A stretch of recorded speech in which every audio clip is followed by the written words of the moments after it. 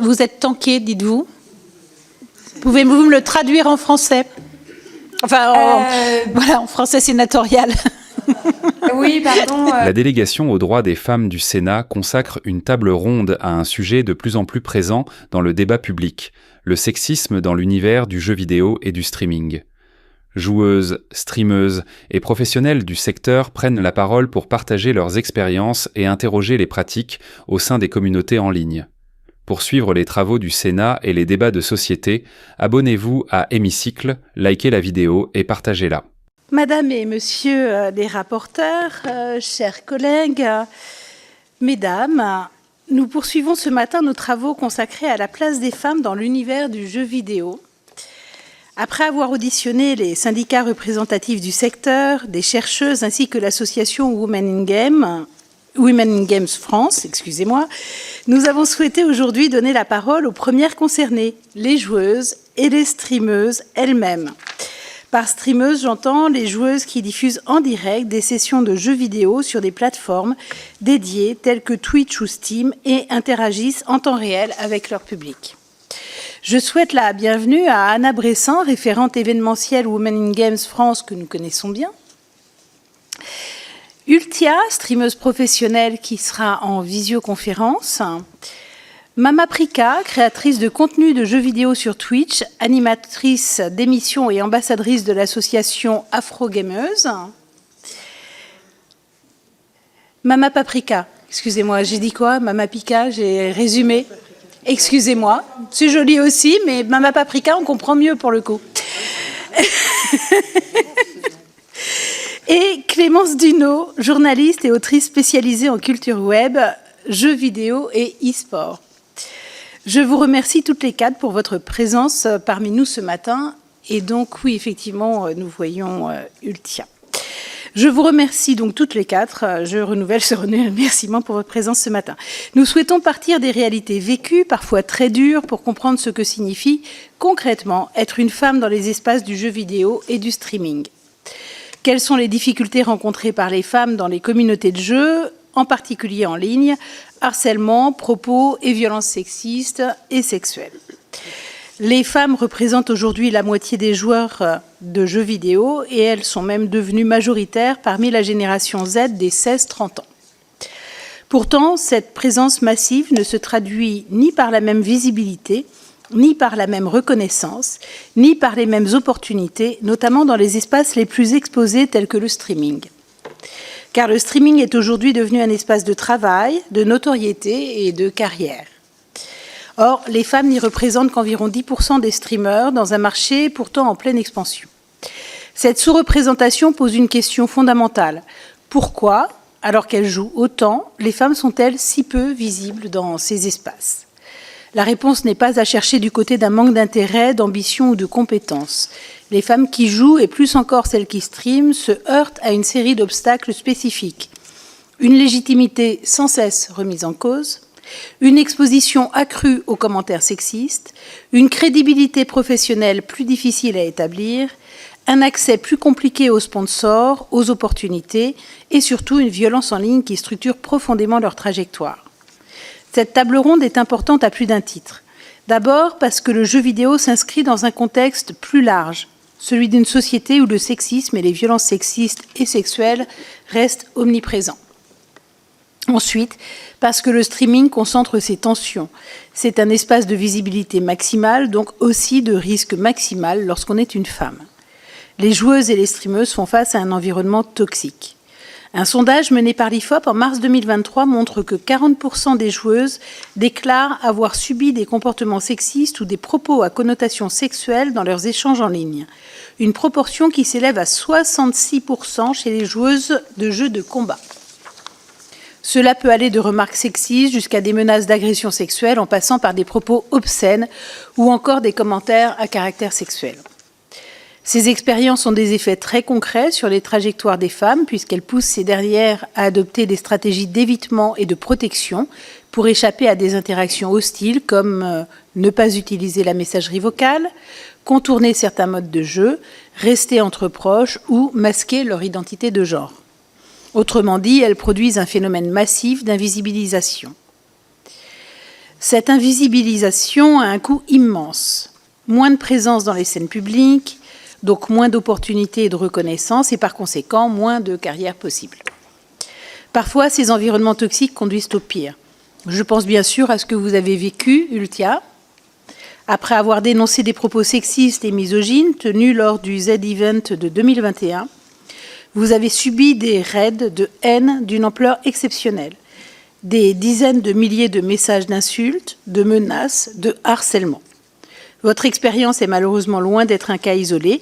Les premières condamnations ne sont intervenues qu'en 2025 et encore, elles n'ont concerné que 3 personnes, ce qui paraît profondément choquant.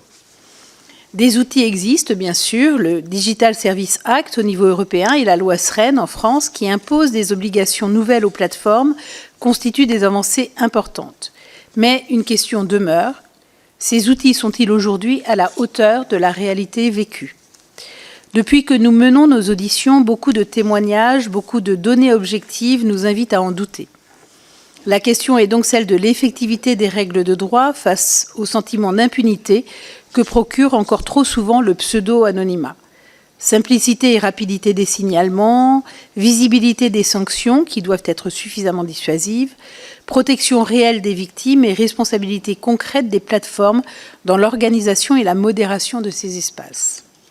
Face à l'ensemble des sujets évoqués, votre présence aujourd'hui est donc précieuse pour nous permettre de mieux comprendre cette réalité et pour nous aider à identifier des leviers d'action concrets en matière de formation, de prévention, de modération, de responsabilisation des acteurs, mais aussi d'accompagnement et de sécurisation des carrières. Au fond, la question qui nous est posée est simple. Comment faire en sorte que pour les femmes, jouer, streamer, être visible, créer du contenu et réussir à en vivre ne soit pas plus coûteux, plus risqué et plus épuisant que pour les hommes? Pour répondre à cette question, je me tourne donc vers nos 4 invités. Avant de vous céder la parole, je tiens à préciser que cette audition fait l'objet d'une captation audiovisuelle en vue de sa retransmission en direct sur le site et les réseaux sociaux du Sénat. Je laisse dans un premier temps la parole à Anna Bressan pour une présentation générale et une mise en perspective du sujet. À vous, Anna. Madame la Présidente, Madame et Monsieur les rapporteurs, Mesdames et Messieurs, les sénateurs et sénatrices, merci pour votre invitation une nouvelle fois.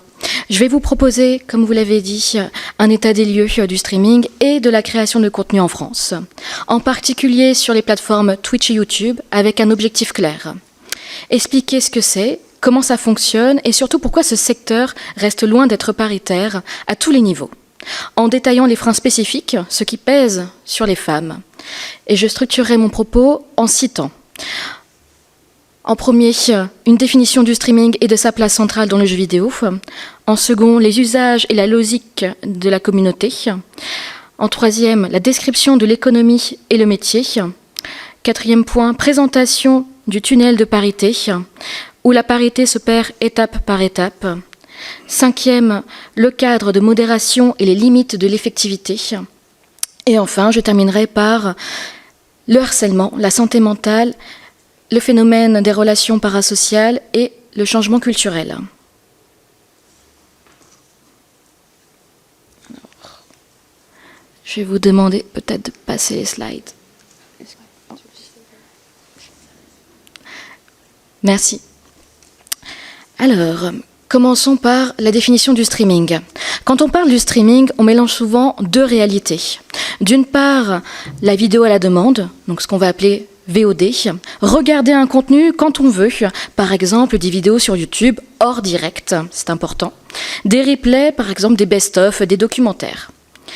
D'autre part, vous allez avoir la diffusion en direct, ce qu'on va appeler le live, notamment sur Twitch, mais aussi sur une partie un peu plus spécifique de YouTube, ce qu'on va appeler YouTube Live. La spécificité du live, c'est l'interaction en temps réel via le chat. C'est un média hybride réunissant divertissement, conversation et surtout façonnant la communauté.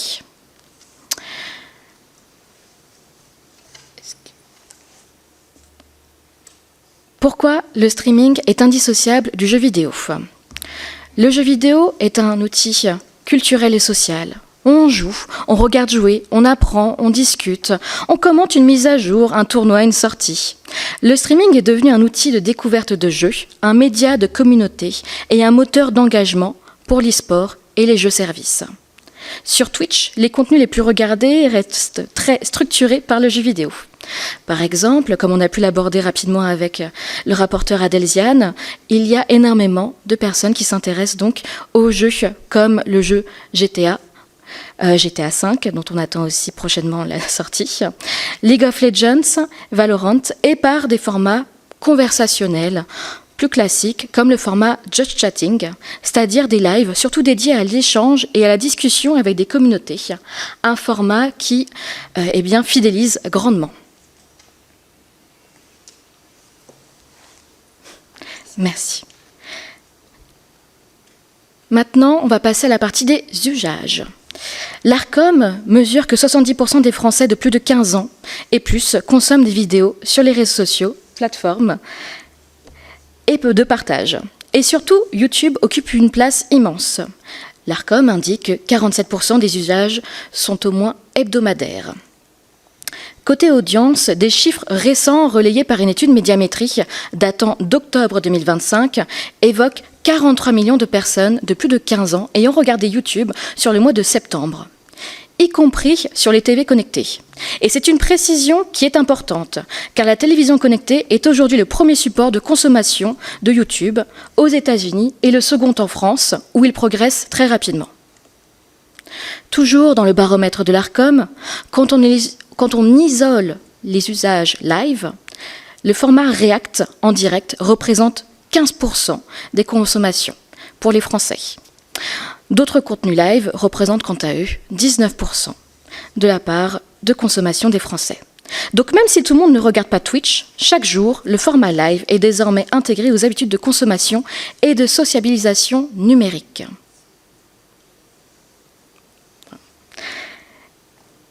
Maintenant, pour la partie rôle modèle. Et là, on va commencer à entrer dans le sujet de la place des femmes. Des figures qui deviennent des rôles modèles pour la jeunesse. Le streaming fabrique des figures qui deviennent donc des rôles modèles pour une grande partie de cette jeunesse, parfois avec un impact comparable, voire supérieur, à des animateurs de médias traditionnels, du fait de la proximité, la régularité et la présence quotidienne. Néanmoins, un point essentiel et souvent mal compris, c'est que ce métier est structurellement dépendant des plateformes et des réseaux sociaux. La trajectoire d'un créateur ou d'une créatrice repose sur des règles qui ne lui appartiennent pas. Des règles de monétisation, des règles de visibilité, des règles de modération et des changements de politique parfois rapides et unilatéraux. Cette dépendance pousse à devenir multiplateforme, c'est-à-dire à multiplier non seulement les plateformes, mais aussi les formats. Live, VOD, format court, extrait sur les réseaux, non pas par effet de mode, mais par effet de survie. Si une plateforme change ses règles, perd en audience ou fragilise un compte, c'est toute l'activité qui peut vaciller. Et cette multiplateformisation peut constituer un frein plus fort pour les femmes de façon très concrète. D'abord, les espaces d'exposition, davantage de points d'entrée pour les messages sexualisés, intrusifs, les attaques coordonnées, donc davantage de charges de protection et de modération. Ensuite, elle suppose une charge de travail continue. Produire, monter, publier, animer la communauté, gérer les partenariats. Or, cette exigence de régularité déterminante pour les algorithmes se combine souvent avec des contraintes supplémentaires. Une prudence accrue sur l'exposition personnelle, accès plus inégal aux réseaux sociaux et parfois une responsabilité familiale. Cette dépendance rend les créatrices plus vulnérables au risque de sanctions ou de déréférencement. Une vague de signalements abusifs, une controverse, une erreur ou un changement de règle peut faire chuter la visibilité du jour au lendemain. Or, quand on est déjà en situation minoritaire dans l'accès aux audiences et aux revenus, ces chocs ne sont pas difficiles à amortir, ils n'en sont qu'un filet économique encore plus difficile à anticiper ayant moins d'intermédiaires et un coût de reconstruction de communauté beaucoup plus élevé.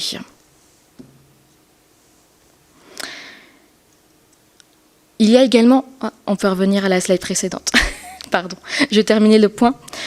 Il y a également dans cet écosystème un développement des agences de talent. Les agences de talent se structurent par ce que l'écosystème s'est professionnalisé. Négociation de contrats, protection juridique, médiation avec les marques, organisation de tournage, gestion de crise. Elles peuvent être protectrices, encadrer, sécuriser, négocier, soutenir. Mais elles peuvent aussi accroître la symétrie si elles accentuent la course à la performance et à la dépendance de la plateforme. Et on y arrive à ce fameux tunnel de parité que j'ai pu citer en amont. Pour expliquer pourquoi le streaming n'est pas paritaire à tous les niveaux, il faut raisonner comme un tunnel. La parité se perd étape par étape. À l'entrée, vous avez une part du public qui est quasi paritaire. 49% des femmes qui sont joueuses et qui regardent des contenus. Pourtant, elles sont moins nombreuses à se lancer dans le streaming. Car le coût d'exposition et le risque de violence, pour les raisons précédemment citées, ils sont beaucoup plus élevés. Parmi elles, celles qui persévèrent sont encore moins à atteindre et à maintenir une régularité due à la charge des multiplateformes, la prudence par l'exposition et les mesures de protection qui consomment énormément de temps et d'énergie. Enfin, quand elles arrivent au sommet de la pyramide, l'écart est documenté. Selon StreamHachette, qui indique qu'en 2023, les femmes ne représentaient qu'environ 10% des top 1000 des plus grands streamers sur Twitch. Et pour ce qui est de la question de la pérennité, elles sont davantage susceptibles de faire des pauses ou de s'arrêter ou de s'auto-censurer, car l'addition pression plus attaque plus solitude pèse plus lourd. Le point important, on peut avoir une audience diverse et un vivier large, sans que cela traduise une égalité de conditions et même une égalité d'accès à la visibilité. Sur YouTube, des rapports d'impact économique servent d'indicateur de filière sur l'écosystème, qui est devenu donc une industrie, avec des emplois directs et indirects autour de la création de contenu, comme l'illustre ce chiffre de 24 000 emplois liés à l'écosystème en France. Je vais continuer en poursuivant sur une synthèse. Les freins ne sont donc pas seulement culturels, ils sont structurels. Une exposition accrue aux violences, un surcoût dû à la modération et la protection, des biais de perception avec cet éternel refrain sur les compétences qui sont dues à notre genre, un accès inégal au réseau, au sponsoring et à l'accompagnement. En France, les affaires médiatisées autour du cyberharcèlement de streameuses illustrent concrètement ce que signifie en coût humain, professionnel et en autocensure les difficultés pour les femmes. Et les analyses institutionnelles sur les violences sexistes dans le numérique documentent ce mécanisme d'éviction et de découragement. Et j'anticipe votre question. Avons-nous des chiffres qui vont pouvoir nous indiquer la répartition homme-femme ? Et c'est ici qu'on touche une limite majeure pour l'action publique. Les données des revenus sont rarement disponibles de façon transparente, comparable et ventilée, notamment par genre et par pays. On sait que la distribution des revenus dans le streaming est très concentrée. Une minorité capte l'essentiel des gains, tandis que la majorité est complète avec d'autres emplois. Mais surtout, il faut se le dire clairement, on ne vit généralement pas du streaming au sens strict. Pour beaucoup de créateurs et de créatrices, on ne vit qu'à partir finalement de ces revenus de collaboration, de sponsoring, dû aux partenariats de marques, aux opérations spéciales, aux placements, aux contrats d'ambassadeurs et j'en passe. Or, cette économie hors plateforme est encore moins documentée et la ventilation homme-femme en France est difficile à objectiver publiquement sans accès à des données structurées. C'est typiquement un sujet où le DSA, via ses obligations de transparence, peut aider à améliorer le pilotage public, avec une meilleure visibilité sur les systèmes et procédures, et pour les grandes plateformes, des informations plus structurées sur le fonctionnement du service, ce qui pourrait, à terme, éclairer les conditions de monétisation et les éventuels écarts. Pour la seconde slide, je vais parler très rapidement de la modération. Il me semble que vous avez auditionné récemment via la Arcom. Donc, Au niveau des obligations légales, quelles sont-elles? Quelles sont les lois qui s'appliquent? Celles que nous connaissons. Le droit français historique, la LCN, le droit européen, donc le DSA, vous l'avez précédemment cité, Madame la sénatrice. Et pour aller plus en profondeur sur la loi française récemment nommée SREN, promulguée donc le 21 mai 2024, elle s'inscrit dans ce mouvement qui désigne l'ARCOM comme coordinateur national du DSA et renforce aussi l'arsenal contre les cyberviolences.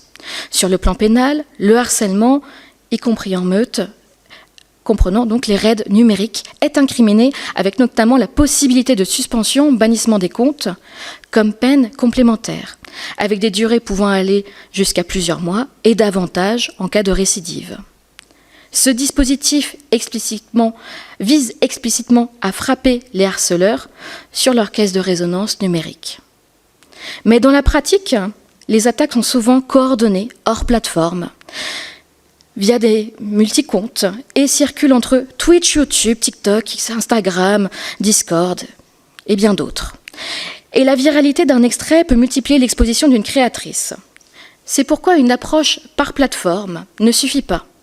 Il faut une approche écosystémique, comprenant le flux d'audience, de circulation de contenu et les coordinations des attaques. Les plateformes ont donc des outils de signalement, mais sont-elles pour autant efficaces? Pouvant être vite dépassées par le signalement, le blocage, le bannissement, des filtres automatiques de modération humain, tous ces cas de figure existent, mais l'efficacité se mesure à 3 choses. La vitesse de traitement, la capacité à empêcher la récidive, la protection réelle des victimes. Et pour ce dernier point, l'épuisement dû aux procédures rend l'opération bien plus compliquée. Or, l'actualité DSA montre que l'Union européenne juge parfois ces mécanismes insuffisants. Des médias ont rapporté des accusations de manquement à des obligations de transparence et des mécanismes efficaces sur certaines plateformes.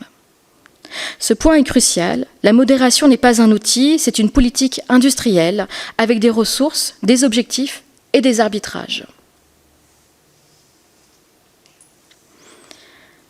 J'arrive à ma dernière partie, celle centrée sur la santé mentale. Comment protéger les streameuses dans un métier qui devient déjà solitaire? C'est très paradoxal. On est en public en permanence, mais souvent seul devant sa caméra, avec une pression continue de performance, d'algorithmes et de monétisation. Face au harcèlement, cela peut produire comme effet de l'hypervigilance, un épuisement, un isolement, de l'autocensure et parfois donc un arrêt d'activité. Sur les risques numériques, l'ARCOM documente l'exposition des mineurs aux risques en ligne, ce qui éclaire aussi la normalisation des comportements toxiques et la nécessité d'une prévention large. De nombreux acteurs de terrain documentent l'ampleur des cyberviolences et l'importance de dispositifs d'aide et de signalement. Concrètement, protéger la santé mentale des streameuses d'aujourd'hui, c'est soutenir la modération via de la formation, des moyens et de la coordination. Encourager des procédures victim-friendly. Je m'explique. Prendre en charge un allègement ou en tout cas une réduction de la lourdeur administrative, qui, je vous l'expliquais, peut encore une nouvelle fois être perçue comme un frein. Également, renforcer la lutte contre le doxing et la récidive. Le harcèlement numérique se traduit bien souvent, malheureusement, en un harcèlement réel. Et valoriser enfin des relais collectifs de syndicats, d'associations, avec un accompagnement juridique et psychologique. Le streaming intensifie donc les relations aussi parasociales, ce sentiment de proximité, de relation, alors qu'un lien, le lien est unilatéral. Ce n'est pas nouveau dans les métiers de l'image, mais la régularité et l'interaction en direct rendent le phénomène plus puissant. Des travaux académiques sur les relations parasociales avec les youtubeurs existent. Et des associations de protection des publics, notamment des jeunes, alertent sur les dérives possibles de l'attachement à des idoles numériques. Le phénomène touche particulièrement les créatrices, car elles sont plus souvent sexualisées et assignées à une disponibilité émotionnelle. Cela se traduit par des demandes d'attention, des crises de jalousie, des intrusions et une pression affective accrue. Et enfin, avant-dernière slide, c'est un point fondamental. La sexualisation et l'objectification ne sont pas une dérive marginale, ce sont des normes culturelles et persistantes. Dans le streaming, elles se traduisent par des commentaires sur le corps, des soupçons de légitimité, un double standard moral et une instrumentalisation de la visibilité. Changer le regard social exige des mesures claires de la part du public, avec des messages forts, une tolérance zéro sur les violences et la banalisation sexiste, une responsabilisation des plateformes via les dynamiques qu'elles peuvent amplifier, et un soutien à la visibilité des rôles modèles diversifiés. Et pour conclure, le streaming est donc devenu un média de masse, structuré par le jeu vidéo, qui produit des communautés et des métiers et une économie réelle. Mais la parité ne se joue pas seulement dans les publics, elle se joue dans la sécurité, la visibilité et la capacité à vivre du métier. Aujourd'hui, l'accès au top et à la monétisation reste très inégal pour les femmes. Le cadre juridique évolue, la question est désormais celle de l'effectivité des obligations, de la mesure et de la coopération opérationnelle avec les plateformes. Je vous remercie et je reste à disposition pour vos questions. Merci beaucoup, qui ne manqueront pas de venir, mais nous allons auditionner tout le monde avant de poser des questions. Je me tourne donc maintenant vers Ultia, qui est avec nous par visioconférence et qu'on peut peut-être mettre en grand écran. Bonjour. Donc, merci d'être avec nous et c'est à vous. Si vous voulez continuer à suivre les débats parlementaires dans leur intégralité, abonnez-vous à Hémicycle. Pour vous, s'abonner est un geste simple et gratuit, et pour nous, c'est ce qui nous permet de continuer ce travail en toute indépendance. Merci à vous pour l'invitation surtout. Merci beaucoup Anna pour la prise de parole parce que c'était très très intéressant et j'ai appris des choses alors que c'est quand même un sujet sur lequel on se prononce beaucoup et je pense que je peux parler pour Mama Paprika et moi-même. Et ça fait vraiment des années qu'on se retrouve toutes les deux, essentiellement pour ce genre de prise de parole. Finalement, on a très peu travaillé toutes les deux au quotidien, mais quand il s'agit de parler des femmes sur Internet, on est toutes les deux là, quoi. Donc ça me fait plaisir de l'avoir. Donc bonjour à tous, merci beaucoup de m'avoir donné la chance de parler aujourd'hui. Moi, je vais être un peu plus concise et je vais peut-être plus parler en fait de la réalité du terrain. En tout cas, ce que je sais, c'est que je rejoins vraiment Anna Bressan concernant. Alors déjà, je vais peut-être me présenter. Je suis Ultia, je suis streameuse depuis 2017 et c'est mon métier depuis 2020. C'est un petit moment que je suis sur la plateforme Twitch. Au début, je voulais pas forcément que ça soit mon métier, mais ensuite, voilà, c'est arrivé. Oui, en effet, au The Event 2021, il y a eu un tournant pour ma carrière puisque j'ai dénoncé une situation sexiste qui avait lieu sur place à un événement caritatif en public. C'est quelque chose qui m'a valu des années de harcèlement qui ont du mal aujourd'hui encore à se calmer. Surtout puisque au début, ça a été complètement entretenu par d'autres streamers de la plateforme qui... n'arrêtait absolument pas cette vague de harcèlement. Au bout de plus d'1 an de harcèlement quotidien et me sentant plus du tout à ma place dans les événements de mes pairs, j'ai décidé de porter plainte parce que je ne savais plus quoi faire et que c'était vraiment pas du tout dans un souci de justice au sens stricto sensu, quoi, juste parce que je savais plus quoi faire. Enfin, c'est vraiment ça. Bon, peut-être essayons la plainte. Et c'est vrai que c'était des démarches administratives extrêmement longues, lourde, fatigante et parfois avec très très peu de logique. Et c'est là que je soutiens les propos de Anna Bressan parce qu'en fait, je pense que là, on n'en est plus au stade où il faut faire de la modération et des outils pour éviter le sexisme sur les plateformes. Ça, c'est un pansement, en fait. Déjà, c'est déjà mis en place. Il y a déjà énormément d'outils.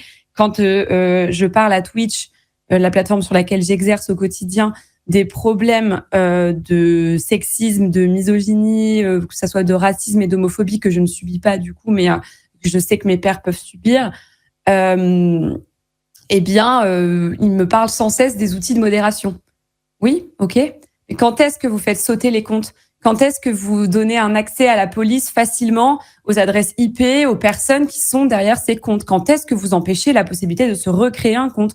Quand est-ce que vous faites des choses qui traitent le sujet en amont ? Parce qu'au bout d'un moment, le pansement, ça vient pas annihiler le sexisme ou toute autre forme de discrimination. Donc ça, c'est vraiment le point que je porte auprès de Twitch quotidiennement maintenant. Et aussi, par rapport à la police, moi, la police, quand elle a mené mon enquête pendant des années, elle m'a dit que la plateforme avec laquelle c'était le plus dur de rentrer en contact, non, ce n'est pas Twitter, c'est Twitch, en fait. C'est Twitch qui répondait le moins, c'est Twitch qui donnait le moins les informations personnelles des utilisateurs derrière les comptes.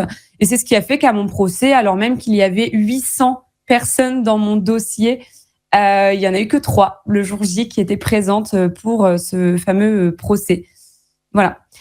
Donc cette lourdeur administrative qui est super compliquée. En plus, bon, alors là, ça sort un peu du cadre du jeu vidéo, mais en fait, je tiens à dire que le sexisme, c'est dans tous les milieux, c'est pas que dans le milieu dans lequel j'exerce aujourd'hui, et c'est un petit peu le même partout finalement. Et là, par exemple, moi, un de mes harceleurs, il a pris de la prison avec sursis et un éloignement, en fait, que ça soit physique ou numérique avec moi. 45 minutes en sortant du tribunal, il avait déjà continué à me harceler sur mes réseaux. Et en fait, le seul moyen de faire en sorte qu'il ait quelque chose, suite à cet éloignement-là, qui lui a pourtant été promulgué par le tribunal, en fait, c'est de retourner aux flics. C'est de reporter plainte à nouveau, de réexpliquer. J'ai déménagé depuis. Donc, de changer de commissariat, de réexpliquer tout depuis le début et de reporter plainte contre ce mec. Ça, je sais pas à quel point c'est pertinent ce que je suis en train de dire, mais moi, c'est ce qui m'affecte le plus au quotidien. C'est vraiment cette lourdeur administrative. Aujourd'hui, le tribunal a prononcé quelque chose contre ce gars-là. Il peut plus me faire de mal, il peut plus me parler, il a plus le droit. Mais s'il le fait, je suis obligée de reporter plainte. Moi, je trouve ça complètement absurde. Et puis, c'est super énergivore. J'en peux plus, j'ai pas la force. Donc, vous l'aurez deviné, je suis pas allée le faire. Donc, il continue à me harceler sur mes réseaux. C'est super. Et le seul moyen que j'ai, c'est de le bloquer. Donc, ce fameux pansement dont je parlais tout à l'heure, c'est-à-dire, en fait, l'enlever de mes réseaux, quoi. Voilà, super. Donc voilà, donc ça rejoint ces fameuses normes culturelles à déconstruire dont parlait Anna tout à l'heure. Et c'est ça, en fait, qui est super important. C'est un problème systémique et sociétal, et on est obligé de le traiter en amont. Je tiens aussi à mettre un point sur le cercle vicieux que ça représente pour nous, les femmes, sur la plateforme Twitch, en tout cas, puisqu'on a en effet moins de présence en ligne, moins de mise en avant par nos pairs masculins, de qui, hélas, nous avons grand besoin pour afficher nous, en fait, notre visibilité, tout simplement. Et en fait, eux doivent se positionner clairement, mais on peut pas les forcer à le faire. Et puis surtout que c'est pas trop leur souci finalement. Mais on est obligé aujourd'hui de valoriser la diversité des rôles modèles, comme le disait Anna tout à l'heure, via justement nos pairs masculins qui, eux, ont de la visibilité, qui, eux, peuvent être entendus. Et ça me désole aujourd'hui de dire que j'ai besoin d'eux, mais en fait, c'est le cas, puisque le peu de fois, en fait, toutes les fois où mes vagues de harcèlement ont été diminuées et où ça a marché dans le temps, c'est quand un homme a pris la parole. Sinon, ça ne marche pas.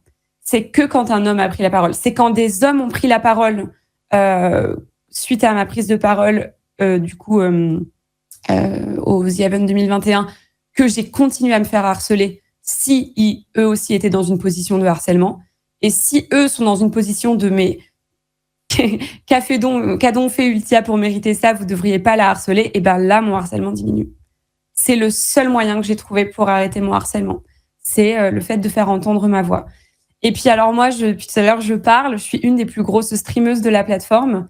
Et du coup, je suis privilégiée, en fait, parce que les messages, ils se noient dans un énorme flot de messages, parce que j'ai une équipe de modération, parce que je suis tankée aussi maintenant depuis des années que je travaille sur la plateforme, et aussi et surtout parce que je suis écoutée. Parce qu'aujourd'hui, je suis là avec vous en train de parler de mon problème, parce que je suis écoutée par Twitch, avec qui j'ai un rapport privilégié et un contact direct, ce qui n'est pas le cas de mes homologues féminines. Et puisque ça aussi, c'est le cercle vicieux. Hein. Là, les filles se font plus harceler, mais les filles sont moins grosses sur la plateforme, et les femmes, du coup, n'ont pas de lien avec privilégié, en tout cas avec Twitch. Et donc voilà, j'aimerais faire entendre aussi la parole des personnes qui peuvent pas se permettre d'être entendues en fait, et qui se prennent ça de plein fouet constamment quoi.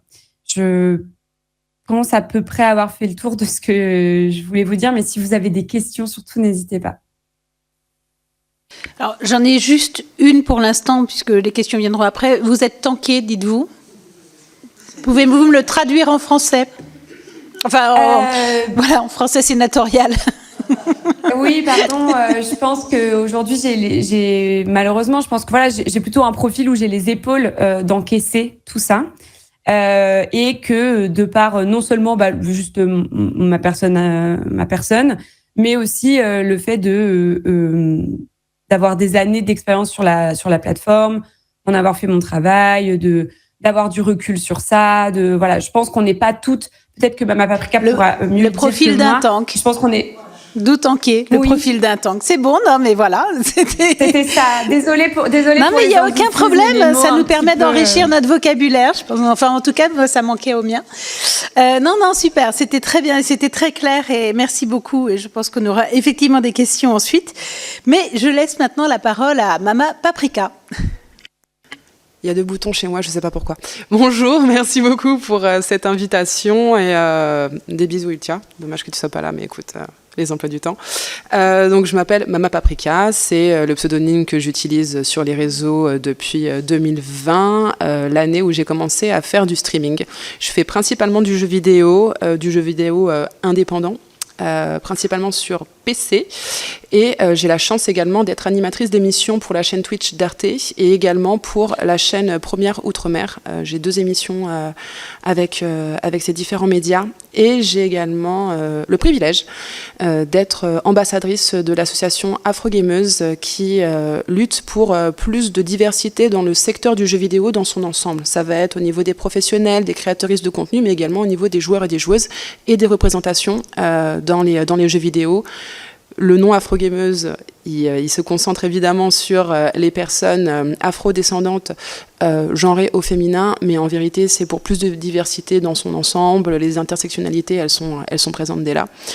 Dans mon parcours, moi, je m'estime extrêmement chanceuse parce que je n'ai commencé à subir du sexisme dans le cadre du jeu vidéo qu'à partir du moment où je suis arrivée sur Twitch.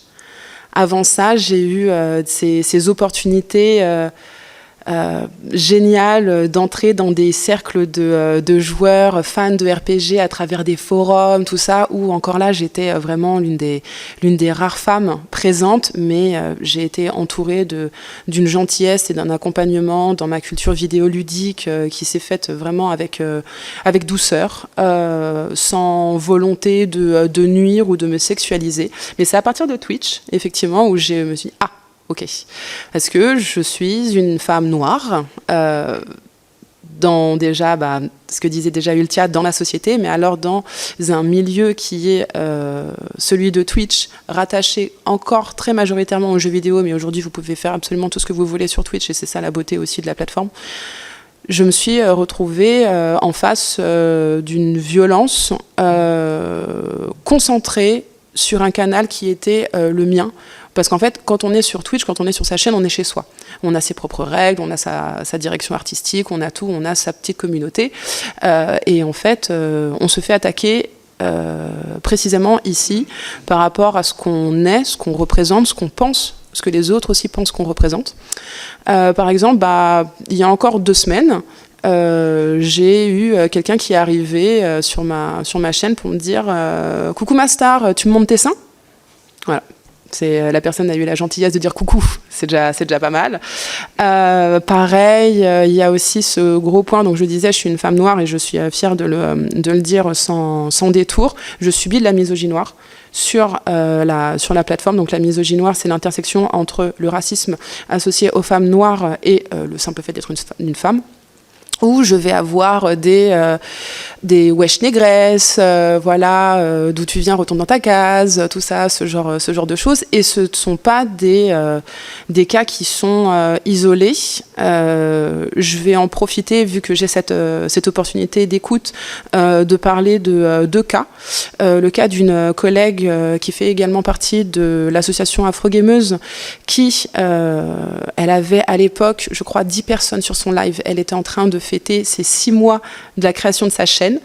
Et elle a fait un jeu qui s'appelle Gartic Phone. C'est un mélange entre un Pictionary et le téléphone arabe. En fait, c'est ça. Donc, vous avez l'opportunité de donner une phrase et quelqu'un va dessiner pour ensuite le faire deviner à d'autres personnes. Elle a ouvert son serveur Discord pour que des personnes qui étaient présentes sur sa chaîne puissent participer. On rappelle, il y avait 10 personnes. Ça faisait 6 mois qu'elle avait créé sa chaîne. Il y a 2 personnes, 2 hommes, qui se sont joints à la partie adorable, tout ça, il n'y a pas de problème. Ils sont en vocal avec elle sur son serveur. La malchance a fait que sur l'écran donc, de cette membre d'Afrogameuse, apparaît la phrase qu'elle devait dessiner, à savoir un négroïde condamné à mort par pendaison. Voilà. C'est ce qui est arrivé, évidemment. Panique générale, et là, à ce moment-là, les 2 personnes prennent la parole, ont des propos racistes, colonialistes, ont fait également une gloire au maréchal Pétain. Voilà, avant de se faire kicker, donc c'est-à-dire d'être sorti de la conversation, banni, tout ça. Et l'autre cas, là en l'occurrence, ça va pas être un cas de misogynoire ou même de racisme, mais ça va être un cas de LGBT-phobie. J'ai pareil une collègue et amie qui, il y a pas très longtemps, en fait, s'est fait hacker son compte où c'était forcément ciblé parce que la personne connaissait les usages de Twitch, a commencé à utiliser son compte PayPal, donc de la personne qui streamait, pour s'envoyer des subs, afin que... alors, pour envoyer des subs, excusez-moi.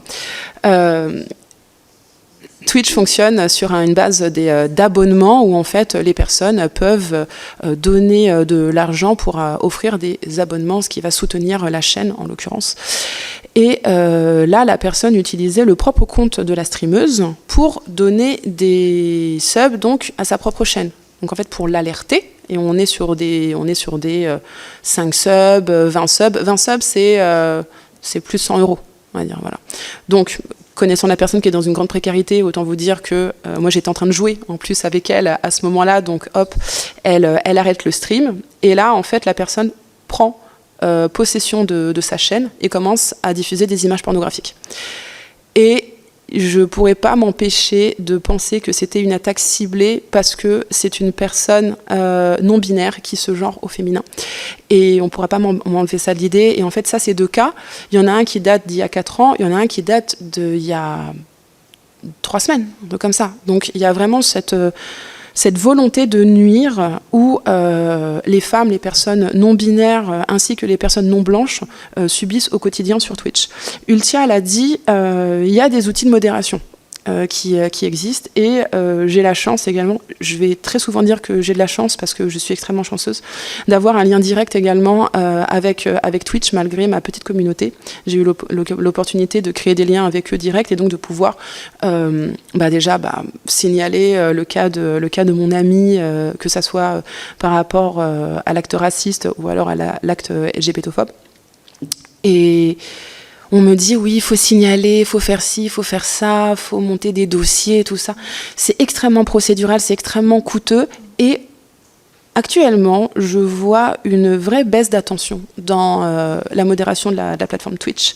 Quand on signale des messages qui sont vraiment à caractère raciste, sexiste, homophobe, on va recevoir des retours qui sont « on n'a pas vu d'infraction ». Et donc, il n'y aura pas de conséquences. Mais le temps de réaction de ces messages indique une automatisation justement de ces réponses et on est là mais c'est pas possible parce qu'en plus moi c'est le truc que je demande à faire à ma communauté avant tout quand on voit ce genre de message avant de bannir parce que bannir quelqu'un ça le bannit de sa propre chaîne. mais ça n'empêche pas de véhiculer de la haine sur les autres. Je demande de signaler avec des bons, des citations, vraiment choisir la bonne catégorie de signalement, parce que en signalant, en fait, c'est à ce moment-là qu'on peut faire sauter le compte et donc empêcher cette personne de nuire. Trop souvent, je reçois des retours qui me disent que non, il n'y a pas d'infraction, alors que des fois, il y a des pseudonymes arabophobes, négrophobes, des propos homophobes, sexistes, racistes. Et moi, c'est vraiment un point d'attention que j'ai et que je reporte très souvent aux équipes de Twitch quand j'ai l'occasion de leur parler. Et je fais partie de ces personnes qui n'ont pas peur d'adresser les choses. Donc je vais directement dans leur DM en leur disant « faut faire quelque chose là, à ce moment-là ». Ça a été dit aussi précédemment, je veux pas du coq à l'âne, hein, voilà. on a un petit timing à tenir. Je suis maman aussi là-dessus et je ne peux pas cacher ma maternité parce que j'ai un enfant sa vie, et un enfant des fois ça débarque en stream. Voilà, donc on est en train de jouer tout ça et là on entend un maman et hop. Donc j'ai dû mettre en place des systèmes de filtres qui pixelisent complètement l'image pour pas qu'on voit justement mon enfant. Je le genre pas, je l'ai jamais appelé par son prénom parce que j'estime que c'est sa vie privée et déjà qu'il y a tellement de malveillance qui existe de manière omniprésente sur les réseaux, déjà que je subis de plein fouet, alors je vais sûrement pas le faire subir à mon enfant.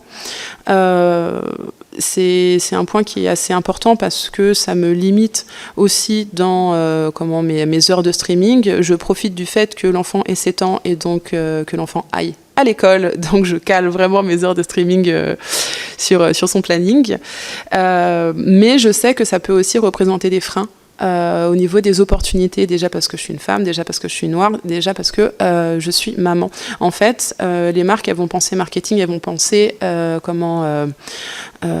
appétence pour les gens, et en fait, qui a envie de suivre une maman? Déjà, s'il n'y a pas faut savoir que j'ai à peu près, je sais pas, peut-être 10% de ma communauté qui est dans la parentalité, donc je vois pas trop encore le problème, mais même en parlant de ça, je fais partie des rares personnes qui, malgré on va dire ces contraintes et surtout malgré cette petite communauté que j'ai des opportunités commerciales parce que j'ai la chance de traiter avec des personnes qui donnent leur chance, en fait, tout simplement parce qu'elles voient la personne, elles voient le contenu qui est proposé et elles se détachent complètement des statistiques et des contraintes marketingment parlant que peuvent représenter une femme dans le secteur du jeu vidéo. Mais un point qui a été aussi remonté par Anna et par Ultia, c'est les difficultés législatives qui existent, les recours qu'on peut avoir justement lorsqu'on subit du harcèlement. En 2021 ou 2022, j'ai fait partie des nombreuses victimes d'une vague de harcèlement qui consistait à spammer, c'est-à-dire envoyer énormément de messages dans le chat. C'était des menaces de mort, des menaces de viol, et moi, la petite particularité, c'est qu'il y avait également un aspect raciste. Voilà, j'avais ce privilège-là d'être attaquée spécifiquement là-dessus, et j'ai fait un recours auprès de Pharos. J'ai déposé une plainte auprès de Pharos, et vous allez comprendre à quel point je suis chanceuse, mais dans l'heure d'après, j'ai eu une enquêtrice qui m'a appelée pour justement traiter le sujet, disant que je faisais partie de nombreuses personnes qui avaient déposé un recours et qu'il fallait que j'encourage les autres personnes à faire comme moi, tout ça. Mais même là, c'est extrêmement compliqué de faire un dépôt à Pharos. On ne peut pas mettre de pièce jointe.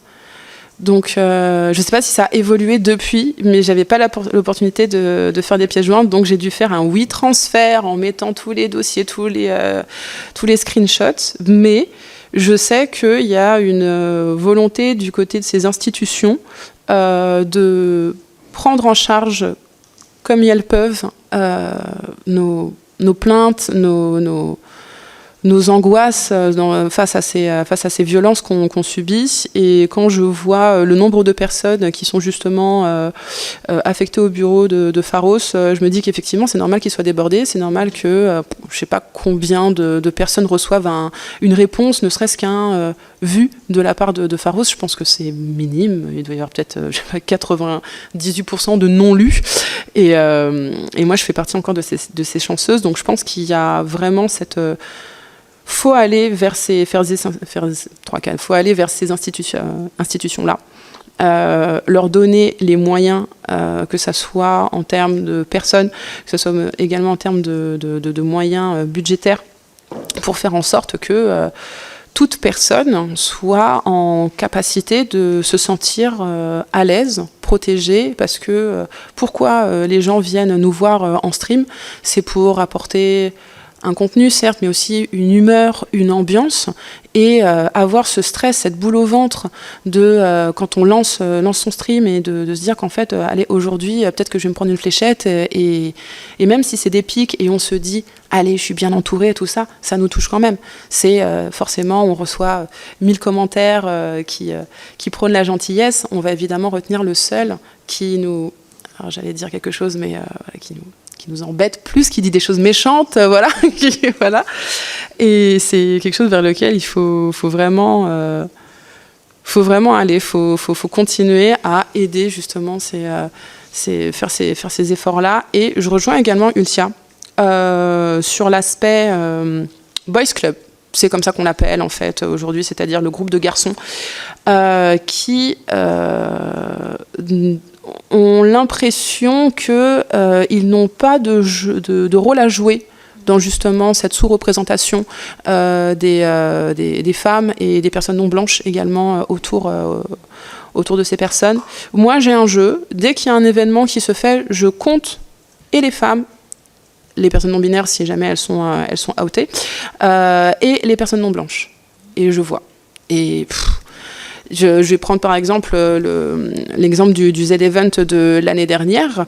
Il y avait certes plus de personnes, mais il y avait toujours autant de femmes que l'année précédente. C'est-à-dire, il y avait quoi ? Il y avait 40 streamereuses et il y avait 12 streameuses, quelque chose comme ça. On est sur moins d'un tiers, alors qu'on est là. On est là, on existe, et moi, dès que je fais une émission où on me demande des recommandations de personnes, je mets en avant les personnes comme je peux. J'ai cette chance de pouvoir mettre en avant des personnes, je le fais.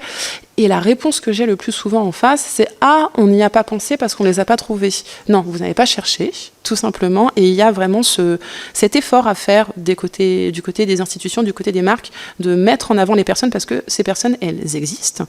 Les joueuses également existent et il faut les écouter. Et je pense que potentiellement, ça passe aussi par du marketing aussi. Le jeu vidéo est associé aux garçons à cause du marketing des années 80-90. Maintenant, je pense que même au niveau marketing, et ça passe par les marques, les studios, mettez en avant des femmes pour que justement ce biais cognitif qui est celui que le jeu vidéo est un média et un loisir pour les garçons change complètement. Très bien, merci beaucoup. Et donc maintenant, notre dernière intervenante est Clémence Duno. Je vous laisse la parole. Merci.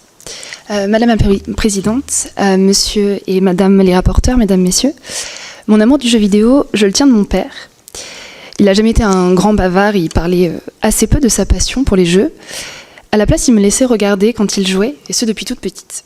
Je m'installais à côté de son bureau, devant son immense ordinateur gris rectangulaire à l'ancienne, et il jouait à Baldur's Gate, Diablo, Civilization, et j'adorais le regarder. Tout me semblait fascinant, la musique parfois épique ou angoissante, les visuels pourtant vieillots qui m'émerveillaient. Je vous dirais pas que je comprenais tout pour mon âge, mais le regarder jouer n'avait jamais rien d'ennuyeux. À 7 ans, ma patience a été récompensée, puisque j'ai eu le droit à ma première console, une Game Boy. Et n'étant pas particulièrement bilingue à l'époque, je n'avais pas noté le nom. Et jusque-là, rien ne m'avait indiqué que potentiellement le jeu vidéo n'était pas pour moi. Comme je voyageais beaucoup seule et voyais peu mon père, j'étais toujours ravie de pouvoir lui montrer les derniers Pokémon que j'avais attrapés. Et c'était un lien très fort que j'avais et que j'ai toujours avec lui. Peu à peu, j'ai aussi développé mes propres goûts.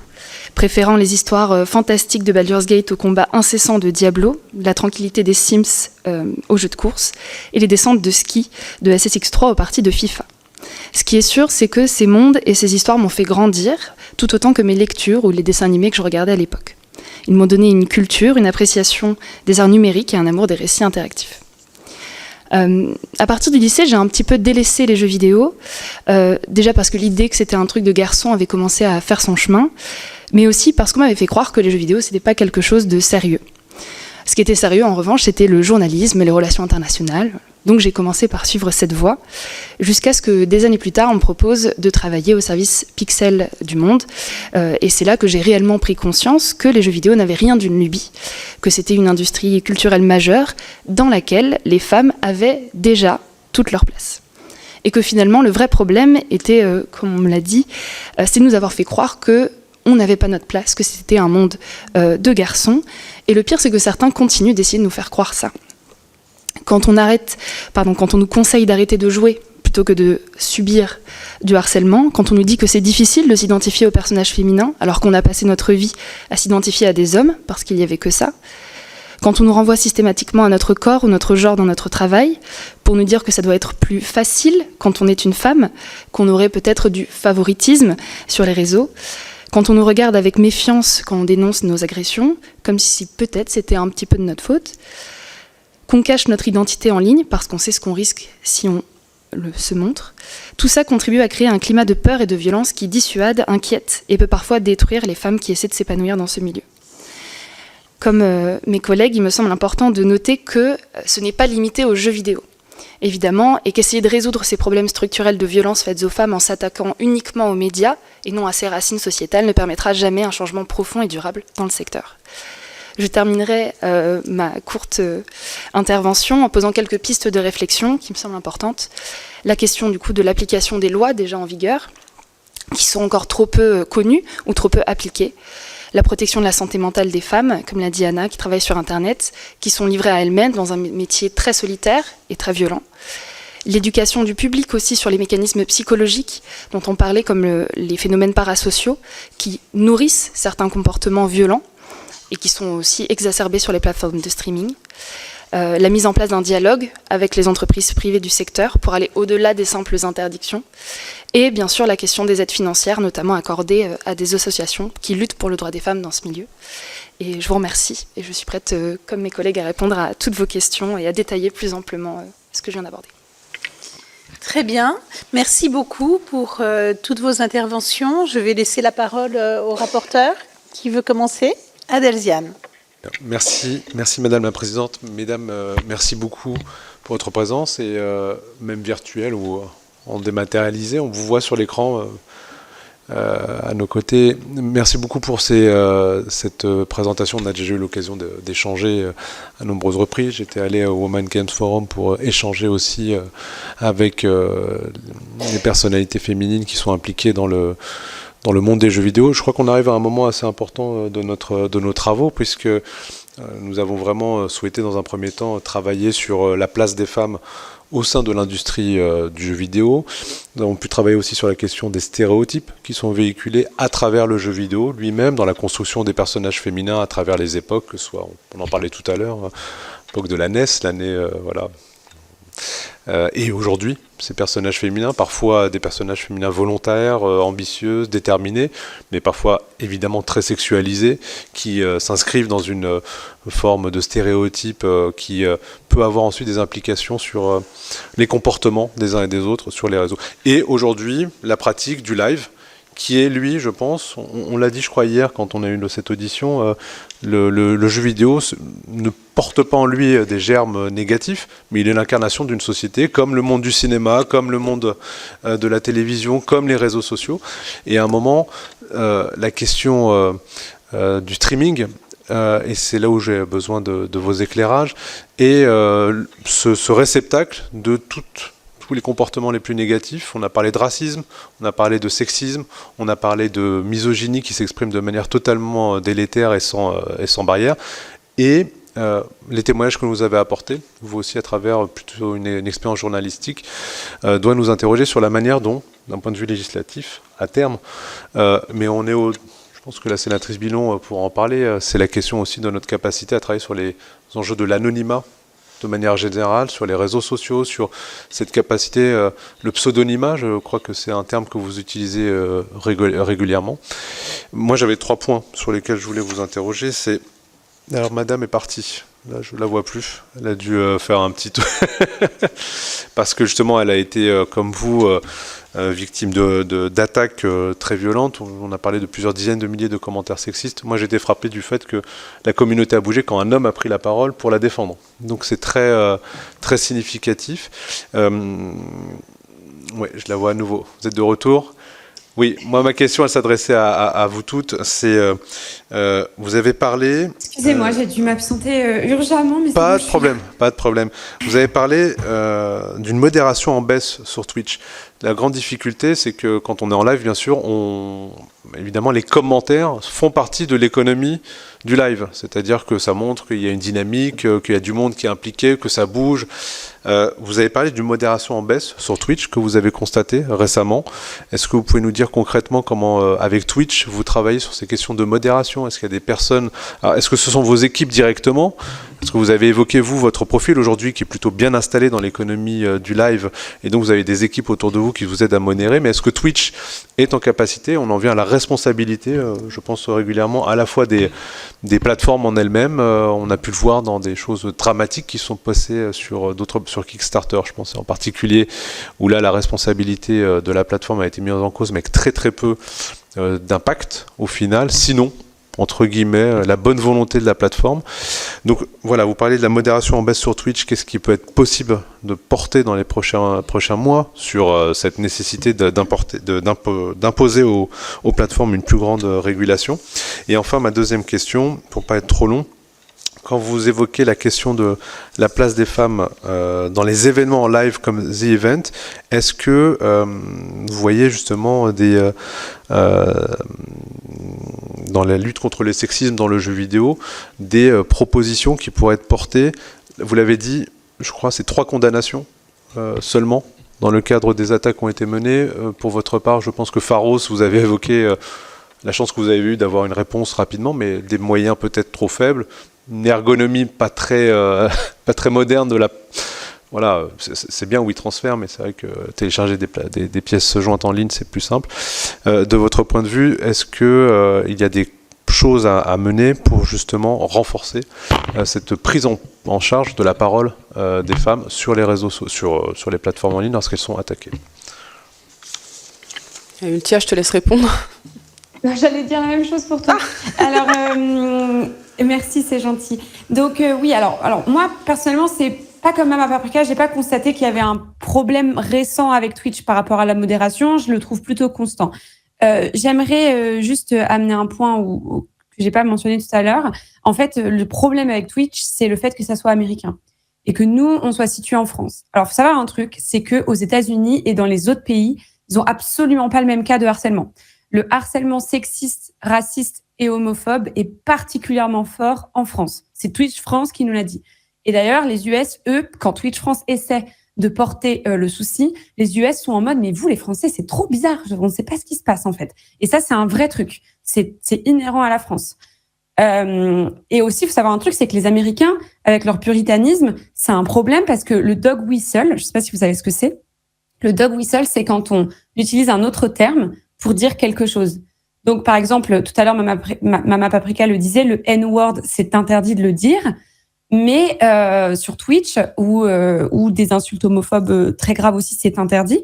Mais en fait, si on décide de remplacer ce mot par un autre, qui est de notre langage courant, eh ben en fait, on peut tout à fait harceler une partie d'une communauté et continuer à être harcelé. En fait, tout simplement, moi, c'est ce qui s'est passé pour un gros streamer de la plateforme qui a continué à faire du dog whistling. Il mentionnait jamais mon prénom. Il connaissait très bien les règles de Twitch. Il ne mentionnait jamais mon pseudo. Il ne mentionnait jamais mon prénom. Il mentionnait jamais rien qui était lié à moi. Mais il parlait de moi quand même. Et on savait très bien qu'il parlait de moi. Et du coup, quand on signale ça à Twitch est en mode, bah ouais, mais on n'a pas de matière. Donc en fait, c'est une plateforme américaine. Donc du coup, les règles sont les règles. Si c'est pas stricto sensu ce qu'on avait dit qui était préjudiciable sur la plateforme, ça sera pas modéré. Eux, ils s'en fichent en fait. Tant qu'on contourne les règles, il y a aucun problème avec ça. Donc, la modération, j'ai pas trop d'idées supplémentaires, parce que je trouve que voilà, celle qui est déjà en place, en fait, elle a ses failles qui sont celles que je viens de donner. Là, c'est cette histoire de déporter le problème, employer des mots pour dire d'autres mots.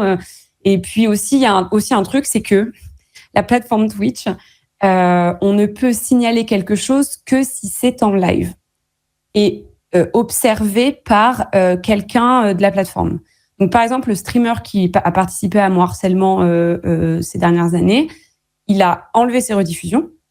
Donc, du coup, aucun moyen de retourner a posteriori sur la rediffusion. Il a enlevé les clips. Et pourquoi il a enlevé les clips? C'est bizarre. Parce que donc les clips, c'est des petits moments, des moments forts, en fait, qui sont extraits de la chaîne. Ça peut être drôle, ça peut être marquant, enfin, voilà, que sais-je. Il enlève la possibilité de faire ça, donc d'extraire des petits morceaux de son live. Et le mec, vu que son contenu est clivant, aucun staff de Twitch ne veut rester sur son live. Parce que je sais pas si Mama Paprika, c'est le cas, mais nous, parfois, on a du staff Twitch qui vient sur nos lives pour regarder le live, en fait, tout simplement. Et donc, si demain, par exemple, je fais quelque chose de préjudiciable sur la plateforme, ma chaîne, elle saute direct parce qu'il y a quelqu'un qui regarde, parce qu'il y a quelqu'un qui signale. Sauf que ces gens-là, ils prêchent des convaincus constamment. Donc, les gens qui les regardent, ils signalent rien. Et les gens de Twitch veulent pas se taper leur contenu pourri. Donc, du coup, ils sont pas là non plus, en fait. Donc, en gros, ils agissent en toute impunité, sans aucun moyen à cause du fait que ça soit en direct, en fait, et qu'il n'y ait aucune trace. Et ils le savent très bien, ils le font exprès et ils contournent. Plus, ils utilisent le dog whistle. Donc, je sais pas moi qui travaille pour Twitch, quoi. Donc, j'ai pas trop de propositions pour arrêter ça. Peut-être faire en sorte qu'il y ait des gens de Twitch qui restent sur les lives des personnes dites problématiques, puisqu'on le sait très bien, ces personnes-là exercent depuis des années maintenant. Et puis après, il y a tout un problème avec la police, c'est vraiment terrible. Moi, je l'ai eu pour ma plainte. J'ai eu de la chance d'être tombée sur une femme incroyable, parce que la personne qui a pris ma plainte dans un premier temps m'a demandé mon numéro de téléphone et si c'était possible de faire des parties de Mario Kart avec moi. Voilà. Et est-ce que c'est possible qu'on se revoie? Moi, c'était la première fois que j'allais à la police de toute ma vie, en fait. Donc, je savais pas que ça se faisait pas de prendre le numéro de téléphone du flic pour passer en première la prochaine fois. Et j'avais pas compris, en fait. J'étais un peu débile, visiblement. Et naïve, sans doute. Donc, du coup, la femme ensuite qui a très gentiment pris ma plainte a été fantastique, incroyable. Vraiment, merci beaucoup à elle. Et puis ensuite, ça a à nouveau été un homme à la gendarmerie. J'ai cru qu'on allait avoir des atomes crochus parce que, en tout cas, un lien, en fait, puisqu'on était tous les deux nés à Reims. En fait, pas du tout. Il m'a demandé d'expliquer ce que c'était le féminisme. Quand je lui ai expliqué que c'était tout simplement l'égalité entre les hommes et les femmes, il m'a dit « Ah bon, mais vous êtes sûr, c'est votre définition, ça ?» Je lui ai dit « Ben non, pas du tout. » Il m'a dit « Donc là, j'ouvre un dictionnaire, je regarde la page féminisme et je vois ce que vous me dites là, égalité entre les hommes et les femmes. » Je lui dis « Ben oui. » Il tape sur le dictionnaire, en ligne, quoi, et il trouve que c'est ça la définition. Donc le mec découvre le féminisme, il travaille à la gendarmerie, au crime contre l'humanité. Après ça, tout est normal. Donc voilà. Ensuite, c'est du harcèlement en ligne, donc ça continue. Sauf qu'en fait, le gars fonctionne avec une clé USB puisqu'on est en 1993 et impossible d'alimenter en ligne un fichier qui se met constamment. Et au bout d'un moment, faut arrêter la plainte. Parce que c'est du harcèlement en ligne, ça continue, mais faut s'arrêter. Donc du coup, ils sont 3 au tribunal. Voilà. Et quand on parle de formation, c'est parfait. Je suis contente de vous faire rire, en tout cas. Je voudrais rajouter un petit truc juste sur le fonctionnement justement de Twitch et de la modération. En fait, il y a une modération qui effectivement est automatisée par Twitch, et en fait la plupart des streamereuses demandent à des spectateurs la plupart du temps de faire de la modération supplémentaire aussi, parfois rémunérée et parfois pas rémunérée. Pardon, excusez-moi, c'est pour bien comprendre, c'est une option? Non, c'est pas une option. En fait, il y a le fonctionnement de Twitch fait qu'il y a une sorte de modération, on va dire, automatique. Et en fait, la plupart des streamers et des streameuses demandent à certains de leurs spectateurs ou des personnes qui sont volontaires de faire de la modération manuelle. Voilà, en tout cas, c'est une pratique qui est quand même largement répandue. Parfois, certains modérateurs sont rémunérés et d'autres le font de façon bénévole. Voilà, c'est important de le signaler. J'ai aussi juste quelques chiffres par rapport à la modération. Selon Twitch, c'est à peu près 16% en Europe des signalements qui étaient considérés comme légitimes et qui ont entraîné une action de modération. Faut savoir que d'autres plateformes, donc plus récentes, comme la plateforme Kik, qui entraîne tout un tas de questions supplémentaires, elle a seulement 3% de signalements qui sont considérés comme légitimes et qui entraînent une action de modération. C'est un peu terrible de le dire, mais d'une certaine façon, on a l'impression que Twitch, par rapport à certains concurrents, est presque un bon élève. Je mets des gros guillemets. Voilà, en tout cas sur la modération. Et je voulais juste ajouter un petit truc sur la question de pourquoi sur le streaming il y a justement autant de sexisme. Il y a quelque chose qui me semble important. Il ne faut pas oublier que la communauté des gamers, des joueurs, s'est construite pendant longtemps sur une forme de victimisation. C'est-à-dire que dans les années 80 à 2000, dans les médias, dès qu'on parlait des plateformes de streaming, dès qu'on parlait des joueurs de jeux vidéo, il y avait une vraie moquerie présente. Et donc en fait, il y a cette idée que la communauté du jeu vidéo s'est quand même construite en réaction à ça et toujours dans la défense. Défense des streamers qu'ils apprécient, défense de leurs jeux vidéo et parfois même à outrance. Il y a une sorte de communauté très... voilà, dès qu'ils sont attaqués, dès qu'ils se sentent attaqués, ils vont répondre en masse. Et en tout cas, ça c'est quelque chose qui est très présent, en tout cas dans la communauté des joueurs en France. Voilà. Oui. Déjà, je suis amplement d'accord avec Ultia. Moi, le fait que j'ai précisé j'ai trouvé qu'il y avait un véritable manque, c'est par rapport à la modération, c'est-à-dire la réponse de Twitch suite à un signalement, c'est vraiment par rapport à ce temps de réaction de réponse, où moi, des fois, je pouvais attendre, il y a 3 ans, je pouvais attendre peut-être 10-15 minutes, voire une demi-heure avant d'avoir un retour. Généralement, en plus, le retour était positif. Là, en l'espace de 30 secondes, j'ai un retour qui est négatif, et malgré les signalements en continu. Là où je mets un point, je pense, au niveau légal, c'est il y a un adage dans le streaming et même dans la création de contenu qui dit qu'on a la communauté qu'on mérite. Et quand j'entends Ultia parler du fait qu'il y ait ce streamer qui fait du dog whistle, on va dire parce qu'on sait très bien qu'il y en a plusieurs, et que, si j'ai bien compris, et tu pourras me reprendre Ultia, mais ce streamer a été cité à plusieurs occurrences par les personnes qui étaient incriminées dans ton procès. Le fait que sauf une. Ah voilà, toutes sauf une.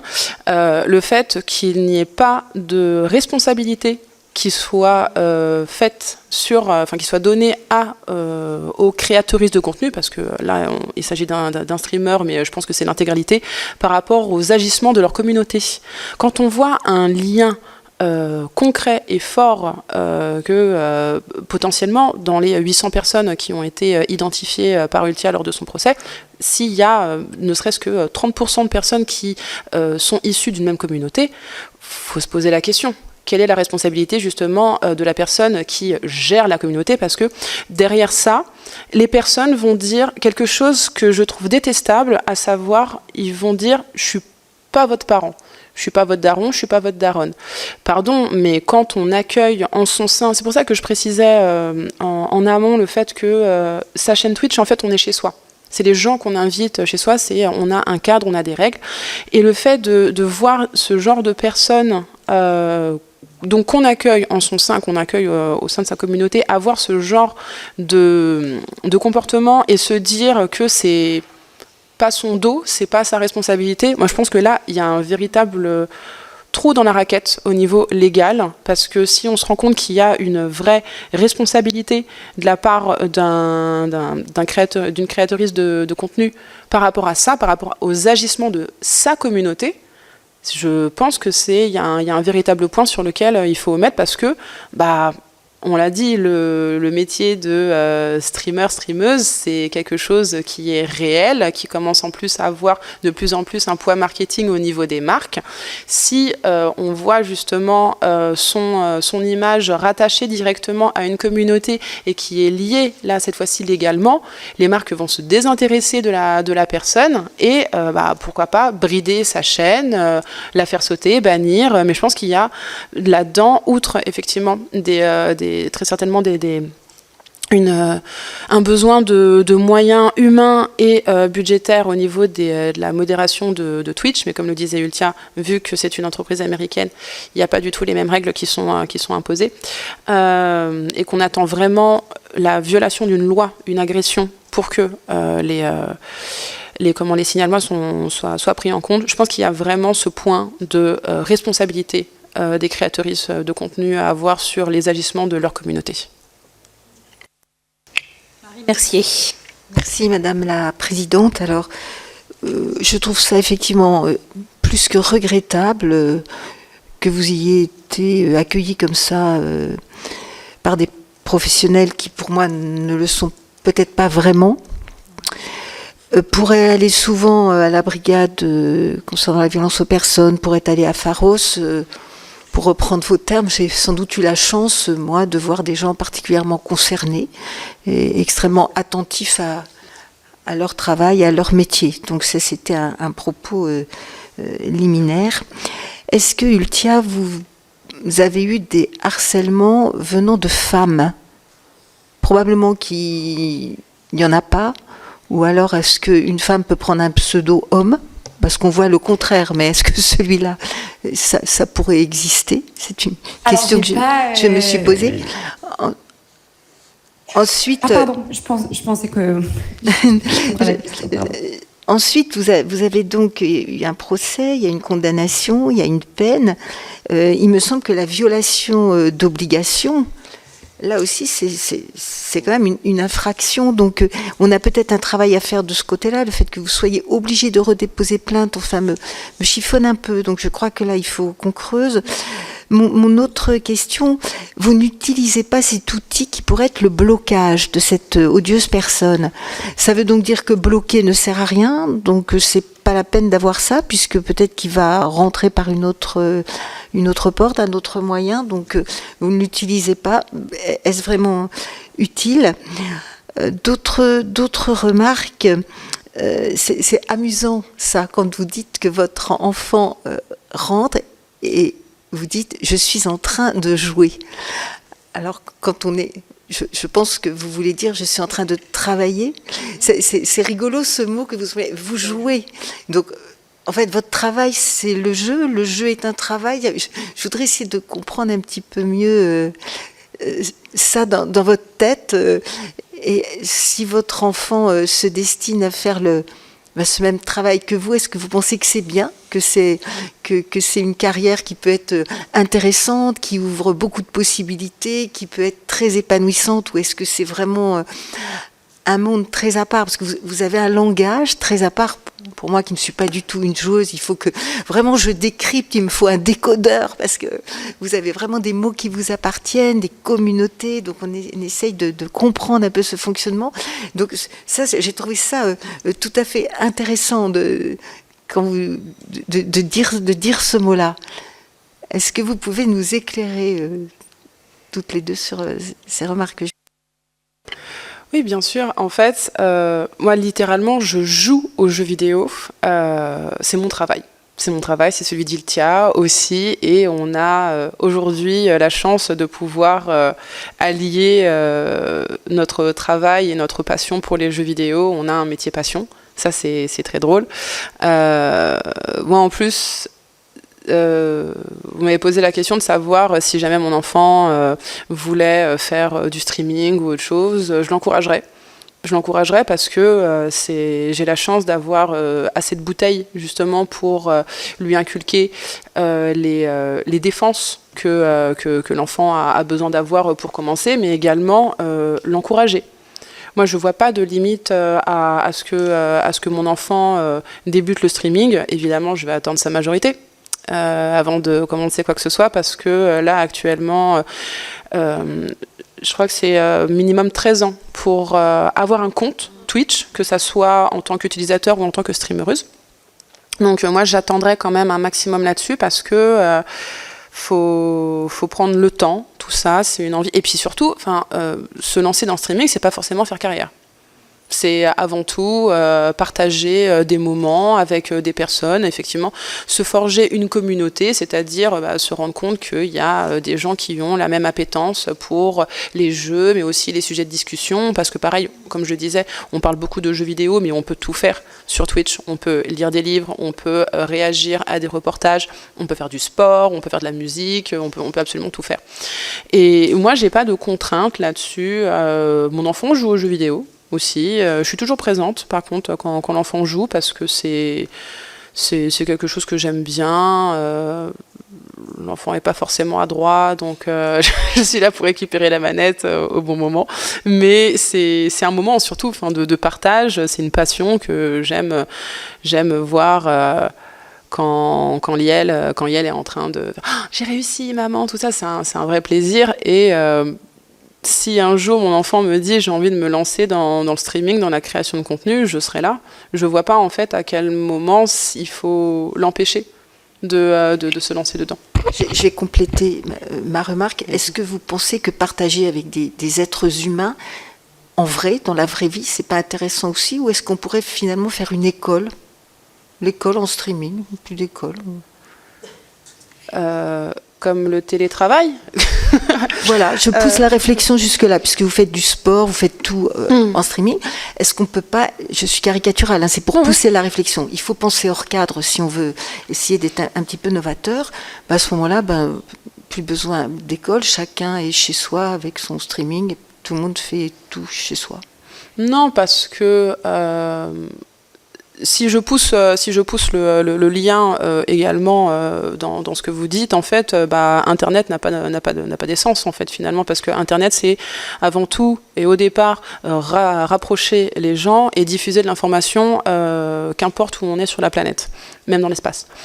Et pour moi, le streaming n'est pas un moyen de pallier à une relation qu'on peut avoir, ce qu'on appelle in real life, IRL, dans la vraie vie. Pour moi, c'est quelque chose qui est à part, c'est du divertissement. Et comme je disais, faire du sport, tout ça, on est aussi face à des personnes qui parfois n'ont pas la possibilité de rencontrer des personnes. Et puis c'est un plaisir juste de parler. Pour moi, sur ma chaîne, lorsque il y a beaucoup de monde qui arrive, c'est le moment balto comme les bar tabac d'époque, il y en existe encore énormément. Et parce que pour moi, c'est ce moment où il y a des personnes qui n'ont pas forcément la possibilité de sortir, de rencontrer des gens, tout simplement parce qu'elles sont isolées, ou même des personnes qui sont au travail, tout ça. On accompagne juste, en fait, il y a beaucoup de personnes qui voient le streaming comme un podcast interactif. C'est-à-dire qu'ils sont en train de travailler, ils sont en train de faire leur vie, tout ça, et ils nous écoutent. Il n'y a pas forcément d'interaction qui est demandée pour faire du streaming. Notre audience, par exemple, moi je vais avoir entre 80 et 100 personnes qui vont me regarder, je vais peut-être avoir que 20, 25 personnes qui vont me parler. Il n'y a pas forcément d'interaction qui est faite, mais c'est un divertissement. C'est un divertissement, on peut le voir exactement comme la télévision. C'est juste que la différence, c'est qu'on est sur un contenu chaud, donc du live, comparé à un contenu froid qu'on peut retrouver sur la télévision, ou encore, il y a du direct à la télévision, mais sur YouTube ou autre chose. Vous n'imagineriez pas un monde uniquement en streaming? Personnellement, non. J'ai trop d'attaches, j'ai trop l'envie de voir les gens pour faire ça, pour ça.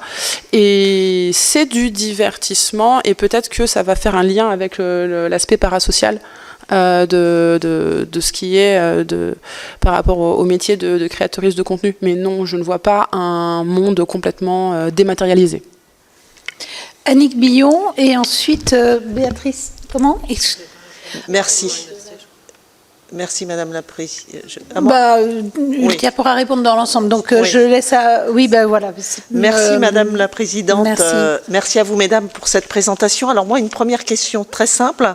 Vous nous avez dit, Mama Paprika, que c'était votre pseudo. La réunion de ce matin est enregistrée, donc désormais, tout le monde sait qui il y a derrière ce pseudo en réalité, non? Alors, mais sur les chaînes, on la voit. Donc, D'accord. juste, c'est son nom qui est pas ok. connu, mais Mama D'accord. Donc, Paprika. c'était la première question. Non, c'est Ok. c'est visible. Ok, très bien. Deuxième question. À partir du moment où il y a toute ce développement de racisme, de sexisme, de violence, ne pensez-vous pas que finalement, si ça se développe comme ailleurs, hein, dans la pornographie ou dans d'autres circuits, si ça se développe, n'est-ce pas parce qu'il y a finalement un public pour cela? Est-ce que le public vient chercher cela aussi dans la communauté? C'est une question que je me pose, parce que lorsqu'il y a quelque chose qui se développe, c'est qu'il y a des clients.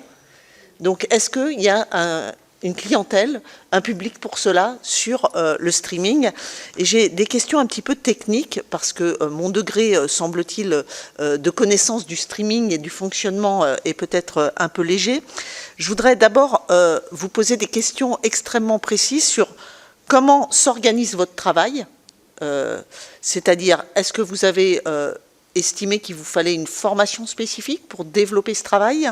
Ensuite, quelle est votre rémunération? Ensuite, la question également, vous êtes en auto-entrepreneur, vous êtes en quel système? Et puisqu'il a été question beaucoup dans nos travaux législatifs de budget et de retraite, comment cotisez-vous pour la retraite, par exemple? Et quelles sont les règles de déontologie que vous vous appliquez, Est-ce qu'il y a un cadre spécifique que vous appliquez à votre communauté? Quelles sont vos limites dans l'exercice de votre métier? Et puis, juste par rapport aux raids numériques, on le voit, on a légiféré notamment sur la haine en ligne, on arrive à bloquer la haine en ligne désormais. Pour ma part, ayant été et régulièrement victime, j'ai un rendez-vous tout à l'heure avec une entreprise d'ailleurs pour cela, ayant été victime de raids numériques depuis 2021 très régulièrement, des raids extrêmement violents, des raids massifs. Le blocage auquel faisait référence notre collègue et rapporteur Marie Mercier, lorsqu'on nous dit il faut bloquer, il faut se rendre compte que quand vous avez des dizaines de milliers de messages sur X, sur tout un tas de réseaux sociaux, c'est juste impossible de bloquer. Il faudrait embaucher une armée pour réussir à bloquer les comptes. Donc, est-ce que Pharos, finalement, a suffisamment de moyens? Est-ce qu'on est en capacité, est-ce qu'il faut modifier?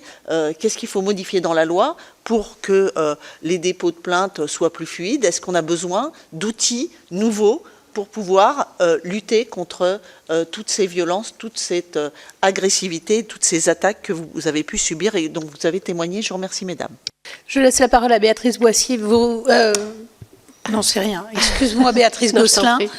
Je ne sais pas pourquoi j'ai Béatrice, je crois.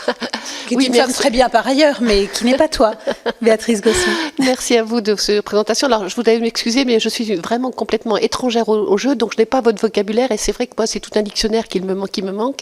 Donc, vous avez parlé tout à l'heure, Utia, de cette plateforme Twitch, qui est une plateforme américaine, et vous disiez que pour éviter d'être contrôlés et d'être bloqués, ils utilisent des termes qui sont des synonymes, mais qui sont tout aussi violents. Et on peut faire la comparatif avec ce qu'on a vu sur le masculinisme, où tout ce qui est possible et très accessible est en fait aussi sur la ligne rouge, c'est-à-dire on n'utilise que des mots qui sont possibles, mais ça n'empêche pas d'être sur des propos qui, sur le fond, sont aussi violents. Est-ce que alors c'est une question. Hein. Qu'est-ce qu'on pourrait faire au niveau législatif pour justement voir que ces passerelles existent et qu'elles empêchent d'avoir des plaintes, même si elles sont très compliquées, mais on peut les poser quand on a passé ses limites. Mais qu'est-ce qui pourrait être fait pour que justement on n'ait pas cette porosité entre ce qui est possible dans les termes et ce qui ne l'est pas? Merci. Alors là pour le coup, je peux répondre maintenant, pardon. Oui, Ultia, allez-y. Là, pour le coup, je pense que c'est pas tant d'un point de vue plainte, parce que moi, par exemple, j'ai pas porté plainte contre ce streamer parce que c'était tellement pas tangible en fait son harcèlement que je savais que ça mènerait nulle part. Cela dit, je pense que c'est plutôt du côté de Twitch. Pour moi, Twitch ne risque rien à lui dire. En fait, quand tu dis ce mot pour dire ce mot, ça va pas, ça nous va pas. On sait très bien ce que tu dis, on te voit, on a compris que c'était homophobe, raciste ou misogyne, peu importe. On a compris ce que ça voulait dire, tu es vu, on te voit et on ne va pas te mettre en avant. Et on va t'enlever ton partenariat, par exemple. Parce qu'il existe une possibilité de partenariat sur Twitch aujourd'hui. Si on fait assez de vues sur la plateforme, on a un petit logo, un petit macaron officiel qui fait qu'on est reconnu par la plateforme, on est partenaire Twitch et on peut avoir des avantages en particulier avec ce partenariat. Pourquoi on n'enlèverait pas le partenariat à cet homme-là, par exemple? Pourquoi on n'arrêterait pas juste tout simplement de le mettre en avant? Voilà. Mais je pense pas, hélas, que d'un point de vue légal, on puisse faire quelque chose contre le dog whistling, donc le fait d'appeler quelque chose par autre chose pour contourner la loi. Je sais pas. Franchement, je pense que c'est pas dans mes cordes de trouver une solution sur ce truc, malheureusement, quoi. Et sur les questions d'Annick Billon, les unes et les autres, donc entre autres, est-ce que vous avez un statut d'auto-entrepreneur par rapport à ça? Comment ça se gère Moi, je suis en auto-entreprise, donc je déclare mensuellement à l'URSSAF, qui me permet de cotiser un petit peu. C'est comme ça. Moi, ma rémunération, elle se base sur donc les abonnements qui se font sur ma chaîne. Donc, c'est au bon vouloir des personnes de ma communauté. J'ai la chance également d'avoir des collaborations avec des marques, donc ce qu'on appelle des OPSP, des opérations spéciales, où en fait on va mettre en avant un contenu selon un cahier des charges précis contre une rémunération fixe. Moi, je demande à chaque fois avoir une rémunération fixe dessus, sachant qu'il y a la possibilité aussi d'avoir un pourcentage sur les ventes qui se font. Il y a quoi comme question ? Et l'organisation, alors moi je suis quelqu'un de très tranquille.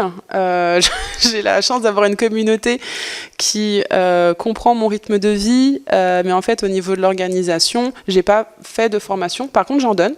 Je donne des formations maintenant sur comment se lancer sur Twitch, comment modérer, tout ça, comment animer en live.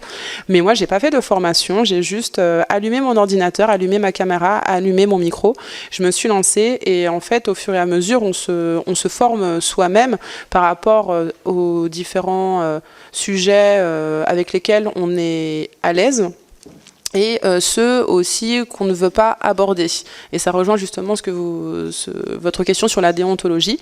Moi, j'ai ce qu'on appelle une ligne éditoriale, et à peu près tous les créatrices de contenu en ont une, à savoir, je vais aborder des sujets, je ne vais pas en aborder d'autres, je vais proposer certains contenus, je ne vais pas en proposer certains. Il y a par exemple, moi, vous ne me verrez jamais faire de sport sur ma chaîne, parce que je n'aime pas ça. Tout simplement, s'il n'y a pas forcément d'autres raisons. Il y a moi, par contre, j'ai aucun problème à parler de sujets d'actualité, de sujets politiques. C'est un endroit où je suis à l'aise et je sais que ma communauté l'est aussi à beaucoup d'égards. Et je trouve que justement, les échanges... Ça va être très bisounours ce que je vais dire, mais moi j'évolue en même temps que ma communauté et j'ai la chance d'avoir une communauté assez diversifiée pour justement aborder différentes thématiques, différents sujets pour qu'on puisse justement en parler ensemble. Mais déontologiquement, vraiment, moi la base par contre c'est mon enfant. Je ne crée pas de contenu qui implique mon enfant. Je ne montre pas son visage sur n'importe quel réseau. Je ne crée pas du contenu avec elle. Il en va de même avec le reste de ma famille. Je me dis que ils n'ont pas à être impliqués dans tout ça directement. Il n'y a aucun prénom qui sort. Moi, s'il y a des personnes de mon entourage qui sont sur mes réseaux, que ça soit sur Twitch ou ailleurs, ils ont la pleine conscience de la chose et j'ai leur autorisation au préalable. Mais voilà, oui. Alors moi j'avais une petite question complémentaire parce que effectivement vous dites que votre communauté est habituée à votre rythme, vous commencez quand ça fait un peu référence aux agences de talent qui cherchent de la performance et on a eu ici, il y a quelques années, une mission d'information sur l'ubérisation et globalement, les femmes étaient plutôt discriminées parce qu'elles ne pouvaient pas se connecter au bon moment. et qu'il y a des heures sur lesquelles c'est plus efficace que sur d'autres, et donc du coup ça peut être incompatible avec le fait que cette heure-là c'est peut-être le moment où on emmène son enfant à l'école et donc on n'est pas connecté à ce moment-là, ou c'est le soir. Donc est-ce que ça c'est quelque chose qui pourrait agir justement chez les streameuses, ce manque de performance qui serait lié à des horaires différents? Alors, pour la partie effectivement des streameuses, elles vivent quand même pour l'essentiel. Là, on a la chance d'avoir des profils qui ont une certaine communauté et qui sont déjà bien installés. Mais pour l'essentiel des forces, on est sur des femmes qui ont besoin d'un emploi à côté, qui font ça vraiment, si elles arrivent à en percevoir une rémunération, c'est minime. Le nombre de femmes qui perçoivent par exemple ne serait-ce qu'un SMIC sur la plateforme Twitch ou YouTube, ça représente à peine 5%. Parce qu'il n'y a que 10% de femmes qui arrivent à vivre grâce à ce travail-là de streameuse. Et encore une fois, ce n'est pas les revenus générés via Twitch en lui-même, c'est via ses collaborations commerciales. Que ce soit en direct, donc une marque qui contacte directement la streameuse, ou via une agence. Mais cette agence-là va prélever évidemment également, elle aussi, une part de rémunération due à cette mise en relation et l'organisation des collaborations et des contrats. Et il est vrai que il y a un entre-soi. Et cet entre-soi-là, il suppose que la streameuse, la créatrice de contenu, doit se rendre disponible. Déjà, dans la partie événementielle, divertissement, on sait qu'on peut être prévenu relativement tard. Aujourd'hui, je pense qu'Ultia, elle fait partie de ces rares personnes, avec Mama Paprika, qui sont sollicitées 1 mois, 2 mois à l'avance, et qui sont déjà bouclées même à cette période-là. Pour autant, les opportunités professionnelles elles peuvent survenir à n'importe quel moment, d'autant plus dans la partie création de contenu et événementiel. Et donc, ça suppose une disponibilité permanente pour ne pas louper ces moments d'événements, ces opportunités de financement. Et c'est vrai que quand on est une femme, on n'a pas forcément cette disponibilité-là, de par le fait qu'on est plus souvent cantonné à un rôle à la maison pour gérer l'organisation, et d'autant plus quand on a un enfant. Peut-être une petite précision. C'est vrai que parfois on oublie que en fait, les streamers et streameuses qui réussissent sur la plateforme sont vraiment une portion extrêmement minime, pas juste des spectateurs, mais des personnes qui entre guillemets travaillent, qui ont ce passe-temps de streamer. Vraiment, plus de 90% des streamers et streameuses le font devant quasiment aucun public, ne perçoivent aucune rémunération et c'est plus vraiment un passe-temps. Et en fait, et ces personnes-là sont aussi importantes, je pense, à prendre en compte, parce que potentiellement peuvent être aussi susceptibles de subir plus facilement des raids ou alors des commentaires, et elles sont complètement isolées aussi sur ces plateformes-là. Et pour le coup, là, c'est vraiment une activité passion et pas du tout un travail. Donc je pense qu'en fait, ce qui est difficile, c'est qu'il y a vraiment un peu les 2 cas de figure.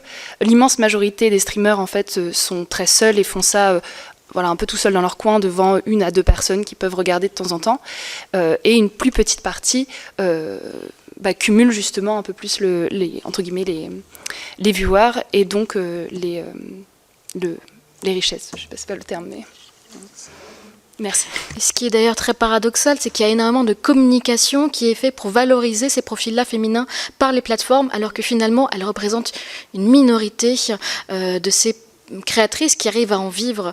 Et donc c'est toujours très intéressant de mettre ça en parallèle, parce que c'est de la même chose qu'on peut retrouver finalement dans l'écosystème du jeu vidéo, où vous allez avoir énormément de consommatrices donc, qui sont là de façon paritaire à jouer, à consommer, et pour autant on ne les retrouve jamais dans les entreprises, mais elles sont valorisées. Donc on a tendance à croire que si la situation s'améliore et qu'elle va même pour le mieux, alors qu'au final elle régresse, et même je dirais qu'elle subit par les temps qui courent au niveau que ce soit des politiques et même donc de cette montée des extrêmes de la misogynie que je ne vous apprends plus, des difficultés beaucoup plus réelles et encore très actuelles. Et je rebondis rapidement sur le fait que Pharos aujourd'hui, nous on l'a contacté plusieurs fois. Et on a très très peu de réponses, parce qu'on sait qu'ils sont débordés. Et là, on est sur des cas, encore une fois, c'est vrai que ce mot revient souvent lors de cette audition, beaucoup des femmes ici ont eu la chance de pouvoir avoir des liens directs. Nous, on sait que on est régulièrement aussi contacté par d'autres petites streameuses, influenceuses, qui ont des communautés, alors qui sont déjà quand même assez conséquentes, une dizaine, quinzaine de milliers d'abonnés sur différentes plateformes, mais du jour au lendemain, elles se retrouvent donc au centre d'un scandale, d'une vidéo, des propos qui ont été montés en épingle, détournés. Elles subissent une vague de harcèlement et quand là on contacte Pharos, ils ne peuvent pas les aider. Parce que le phénomène n'est pas assez important. Il y a une hiérarchie malheureusement des violences et ça on le constate et on le regrette profondément et Pharos le regrette aussi, mais comme on a pu l'aborder rapidement, il y a énormément de sollicitations et si ce n'est pas une personnalité très connue, ça demande encore plus d'efforts d'aller sur son compte, de prendre connaissance de son profil parce que forcément il n'est pas médiatisé, donc on ne sait pas qu'est-ce qu'il lui est reproché, on ne connaît même pas cette personne, comment la défendre et cette personne-là en attendant nous envoie des messages de panique, d'abandon et nous on est totalement démunis parce que même si on a beau avoir des liens privilégiés, que ce soit avec les plateformes, avec et bien aussi les modérateurs et l'État, pour autant l'action réelle derrière n'est pas possible. Nous avons, alors, puisque nous travaillons sur le masculinisme, nous avions auditionné Pharos. Mais effectivement, c'est vrai que Pharos, même si il y a une plateforme pour le contacter en direct, pour moi, c'était vraiment du second niveau. C'est-à-dire que la première plainte, elle est censée être en police et en gendarmerie. Et évidemment, le policier qui vous a reçu, comme il vous a reçu, ou le gendarme qui ne sait pas ce que c'est que le féminisme, sont enfin des très mauvais exemples et on se bat tous les jours pour qu'ils soient formés. Voilà, comme nous, on apprend des mots avec vous, eux, on essaye de leur apprendre des mots, féminisme, égalité, violence intrafamiliale, 80% de victimes sont des femmes. On fait aussi notre travail d'acculturation vis-à-vis d'eux. Et enfin, en tout cas, on demande régulièrement au ministère de l'Intérieur de le faire. Hein, donc, je vois qu'il y a encore du progrès à faire. Ils se forment mieux. Hein. Moi, je vois dans mon département, ils ont même appris le mot contrôle coercitif. Donc, on avance vraiment bien, mais pas partout et pas de façon égale. Et donc, alors, on aura peut-être plus de chance sur le jeu vidéo, parce que pour le coup, peut-être qu'un certain nombre le connaissent mieux qu'ils ne connaissent le féminisme, mais encore que, je ne sais pas si votre gendarme connaissait mieux les jeux vidéo que le féminisme. Mais on entend bien. Et Pharos, effectivement, qui a aidé à, juste, je reprends la partie masculinisme, à déjouer 3 attentats l'année dernière, 3 attentats masculinistes, a un rôle très important, mais ils sont censés lutter contre tellement de choses, effectivement, qui sont clairement pas assez nombreux. Et c'est pourquoi, pour moi, je pense qu'ils ne devraient être qu'en seconde ligne, pour que le gendarme et le policier qui vous accueille sachent déjà poursuivre, quoi, sans avoir besoin d'avoir Pharos, et que Pharos intervienne quand il y a un vrai risque d'attentat, quand il y a je pense entre autres au problème de viol d'enfants, enfin voilà, des choses très très graves, mais il faudrait qu'effectivement les gendarmes et les policiers sachent lutter contre le harcèlement que je dirais presque classique aujourd'hui. Oui, d'autant plus que cette action globale, elle est très importante, puisqu'en fait, on parle beaucoup de Twitch, mais il n'y a pas que Twitch. Il y a effectivement YouTube Live, il y a la plateforme Kik, qui a quand même aussi beaucoup fait parler d'elle. Il y aura toujours d'autres plateformes, d'autres réseaux sociaux qui vont reprendre, où il va y avoir les mêmes actions, les mêmes problèmes. Et donc, effectivement, il faut qu'il y ait une action transverse et légale, plutôt que directement, uniquement, se contenter de discuter avec les plateformes, même si, évidemment, c'est très important. Et puis, il est l'heure de conclure. Donc sur une réponse sur l'intérêt ou non du blocage d'un harceleur, oui, non, mais je pense qu'il y a un intérêt réel à bloquer les harceleurs. Mais là, effectivement, Ultia l'a dit, Twitch doit aussi faire son travail pour faire que l'espace soit safe. Moi, j'ai appris des auditions de ce matin que le harcèlement sexiste, raciste et homophobe était particulièrement fort en France et qu'on ne retrouvait pas ailleurs. Donc c'est assez intéressant de se demander pourquoi particulièrement chez nous. J'ai aussi entendu une chose qui m'a marqué, que les violences sexistes étaient encore plus importante probablement sur les jeux de guerre. Et quand on sait que derrière, puisqu'on a aussi fait une table ronde il y a peu de temps sur les viols de guerre qui sont devenus une véritable arme de guerre, on se dit que s'ils commencent déjà au moment où ils jouent, effectivement, on peut comprendre que quand ils arrivent sur les champs de bataille, ils ne soient pas beaucoup plus doux. Donc voilà, et j'ai bien entendu aussi la poursuite si récidive. Alors je pense que quand il y a récidive, il faut forcément aller le signaler, puisque les policiers ne sont pas forcément, mais ça devrait pouvoir être light, on est d'accord, pour tout de suite faire tomber. Alors je ne sais pas si la personne pour laquelle du coup vous n'avez pas porté plainte, Ultia, avait par exemple du sursis ou je ne sais pas à quoi il a été condamné, mais je sais qu'il y a une loi qui arrive qui va faire que dorénavant, à la première incartale, le sursis tombe vraiment et rapidement.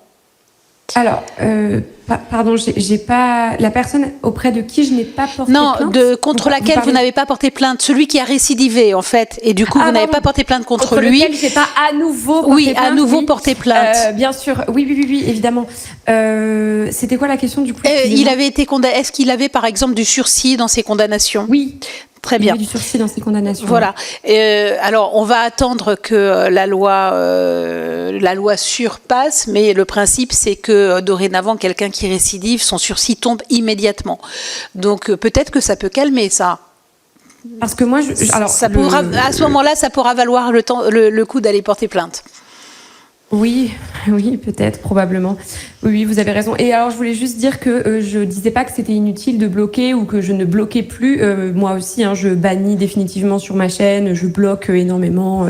Enfin, ça, c'est une certitude. C'est juste que cette personne-là, je voulais pas la bloquer parce que, comme elle a interdiction de me contacter, je voulais au contraire qu'elle puisse potentiellement le faire pour qu'elle puisse potentiellement être punie, en fait. Voilà, c'est ça. Du coup, voilà, c'est pour ça.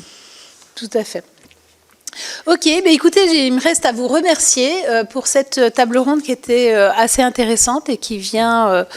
je l'avais dit quand on avait reçu Women in Games, la première table ronde qu'on avait eue, franchement, nous avait expliqué que non, finalement, tout était idyllique, il y avait effectivement une bonne modération des contenus, des chats, etc. Bon, on voit que ce monde n'est pas si idyllique, qu'il est, et qu'on peut donc l'améliorer, et en tout cas, c'est ce à quoi nous essayons de contribuer, donc vous nous y aidez, et merci beaucoup pour vos interventions. Et puis, comme je conclus toujours, notre rapport sera remis au mois de juin. Et espérons qu'il sera utile et qu'il viendra aussi vous accompagner par ailleurs. Merci. Merci beaucoup. Merci d'avoir suivi cette table ronde consacrée à la place des femmes dans l'univers du jeu vidéo et du streaming. Pour continuer à suivre les travaux parlementaires et les échanges menés au Sénat, abonnez-vous à Hémicycle, likez la vidéo et partagez-la.